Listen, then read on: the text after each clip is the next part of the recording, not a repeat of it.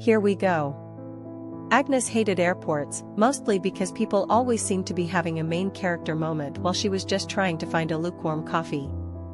It wasn't enough that everyone was rushing around like caffeinated hamsters, but they also had to be overly dramatic about it, hugging and crying like they were filming a toothpaste commercial. Today was no different, except maybe amplified by a factor of 10. A woman near gate C23 was sobbing uncontrollably into a teddy bear the size of a small child. Agnes rolled her eyes, clutching her carry-on tighter as if to protect herself from the emotional fallout.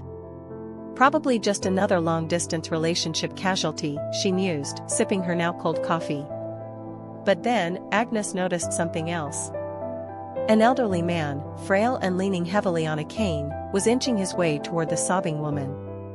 He moved with agonizing slowness, like a turtle doing the tango, but his eyes were locked on her with an intensity that cut through the airport's chaotic energy. Agnes, against her better judgment, found herself getting sucked in.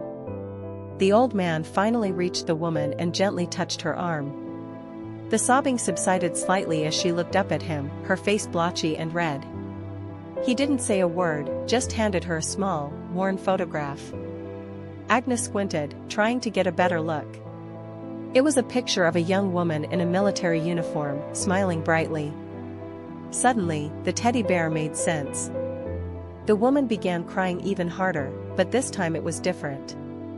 It was a grief mixed with something else, something softer, almost like relief. The old man wrapped his arms around her, and they stood there, two strangers connected by a shared sorrow, lost in their own world amidst the terminal madness. Agnes felt a lump form in her throat. She realized the woman wasn't just missing someone, she was mourning someone. And the old man, he wasn't just a random bystander, he was family. He understood her pain in a way no one else could.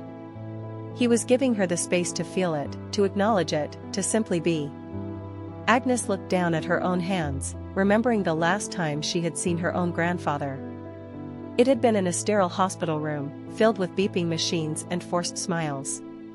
She hadn't allowed herself to truly grieve then, too busy with logistics and pretending to be strong. Now, watching these two strangers, she finally gave herself permission. She let the tears fall, a quiet tribute to a love that transcended time and distance, a love that deserved more than lukewarm coffee and cynical observations.